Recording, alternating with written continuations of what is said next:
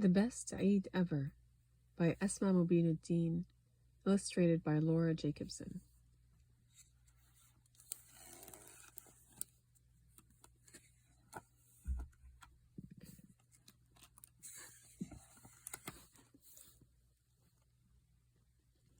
Anisa sat in her bed, looking out the window.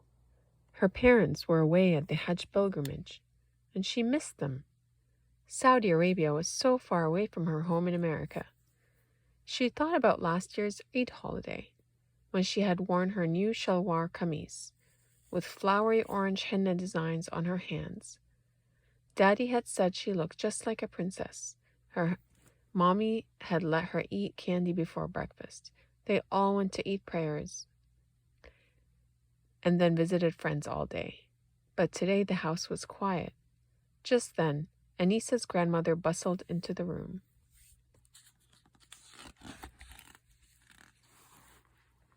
Anisa, happy Eid! Nani sat on the bed and greeted her granddaughter with a big hug and kiss. Time to get ready for prayers.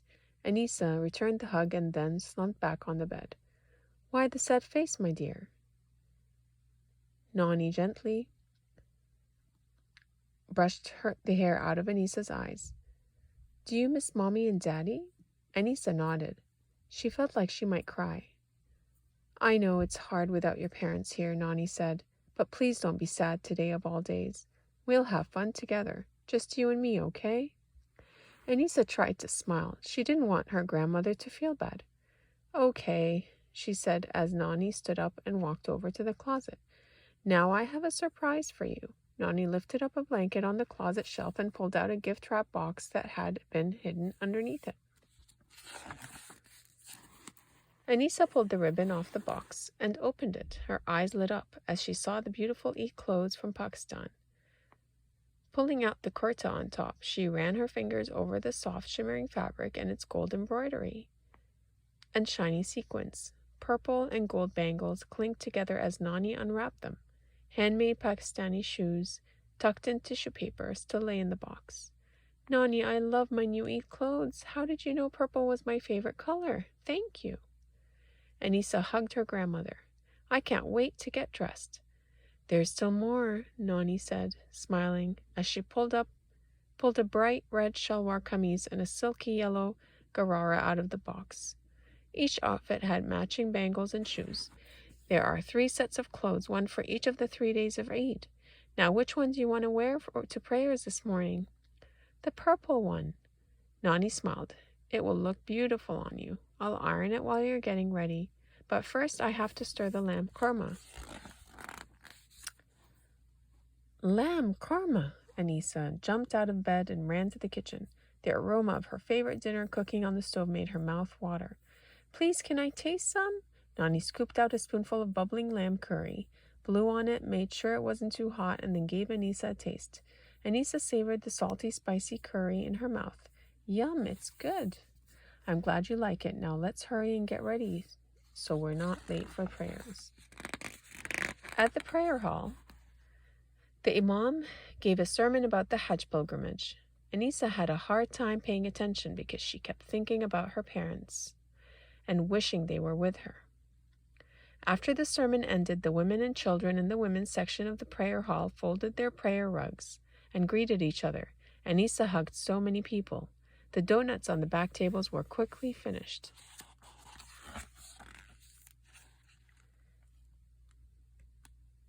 Anisa noticed 2 young girls standing alone, watching the excitement around them. The older girl's hijab was torn. The younger girl's dress fell almost to the floor, and she kept her arms bent so her sleeves wouldn't slip down over her hands. Anisa walked over to them. Why didn't you wear your Eid clothes today? She asked. The older girl stared shyly at the floor. Seeing that her sister was not going to answer, the younger girl blurted out, We don't have any new clothes for Eid. We had to leave all our stuff and run away when a fire burned our house down. The older girl turned towards her sister. Miriam, we have to be thankful the war can't get us now. We are safe and we are together. Papa says God will give us whatever we need. I wish Papa were here with us now. But ever since we came to America, he always has to work. Miriam told Anisa.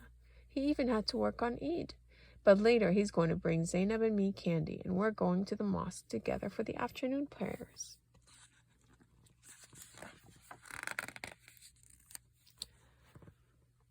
Before Anisa could say anything, Auntie Selma pulled her into a big bear hug. Anisa, bitti, Eid Mubarak, my dear. Happy Eid, you look so pretty, mashallah. As God has willed, you and your Nani come and visit me today, okay? Anisa was swept up by other aunties and friends in hugs, kisses, and greetings. While hugging Auntie Barak, Anisa saw Miriam pick up a piece of donut off the floor. The girl looked around quickly, then she put the donut piece into her mouth and licked the sweet glaze off her fingers.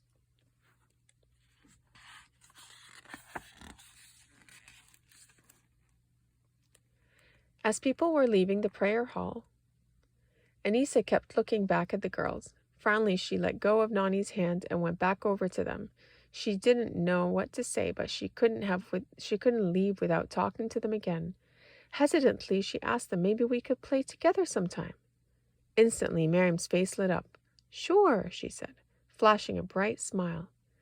Zainab continued to look at the floor. Where do you live now? Anisa asked. In the apartments by the mosque, Miriam answered. Zainab lifted her head to look at Anisa. A small shy smile crossed her face. In number 63. A motherly woman ushered her 3 children and Zainab and Miriam out of the prayer hall.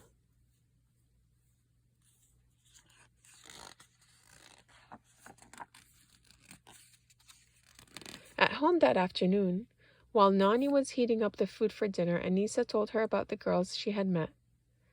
Nani listened quietly. Sometimes when families leave their homes because of war or other bad problems, they have to leave behind everything they own.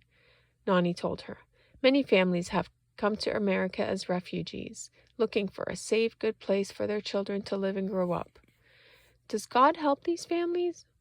Of course, my dear, God helps everyone. Nani was stirring the curry, but sometimes not in the way you might think. Instead of just taking away the bad times, he might send good people to help them through the bad times. Meanwhile, the families have to work hard and trust that God's help is always near. Nani opened the oven door to check on the roti. Do you remember the story of Prophet Abraham, his wife Hajar, and their baby Ismail? Anisa nodded. Mommy and Daddy had told her that many of the lessons of the Hajj pilgrimage were based on this story. Prophet Abraham's family trusted in God, even in very difficult times, and God always took care of them. Nani and Anisa said a prayer for Zainab and Miriam's family. Then Anisa told Nani about a plan she had made.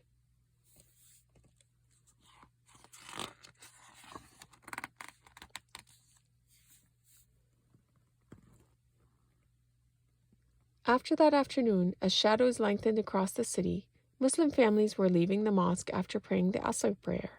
Anisa, sit quietly, someone will hear you, Nani whispered to her granddaughter as they crouched behind the bushes outside the apartment building next to the mosque. Here they come, duck down.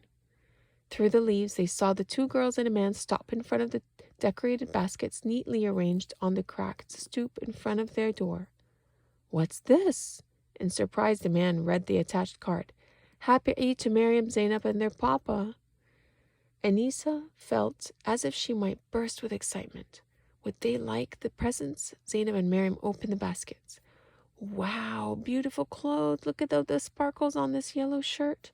What a pretty red outfit with matching bangles and shoes. I can't believe this, the man said softly. Lamb and chicken, rice and vegetables, even desserts and candy. Who could have left all this?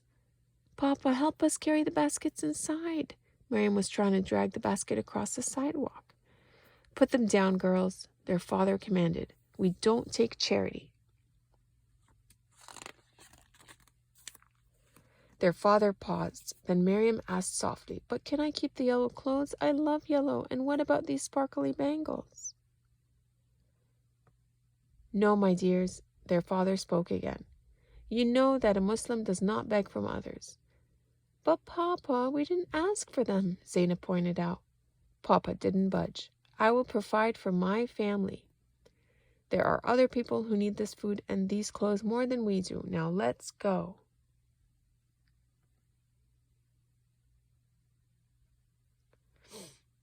Can I just eat this cookie right now? Anissa could hardly breathe. What if they didn't take the gifts? As she leaned forward to see better, a twig snapped under her. What was that noise? The father asked as he turned around to face the bushes. Anissa and Nani ducked as his heavy footsteps approached their hiding place.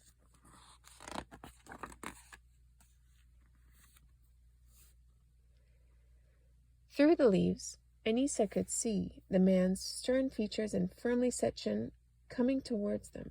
Hidden behind thick eyebrows were soft, gentle eyes. In these eyes, Anissa recognized the same look of tenderness she often saw in her own father's face. Anissa and the man looked at each other for a long moment. Then abruptly he turned around and walked back to his daughters. He knelt down on one knee and opened his arms. The girls wrapped their arms around him, and Miriam climbed onto his knee. Papa, there's more food than we need here, she said, small fingers gently touching his cheek. Why don't we share it with the neighbors? And please, can we keep the pretty Eid clothes, please? Asked Zainab. Anissa saw the man's face soften as he drew his daughters close to him. As he hugged them, he nodded, and he smiled at Anissa and Nani.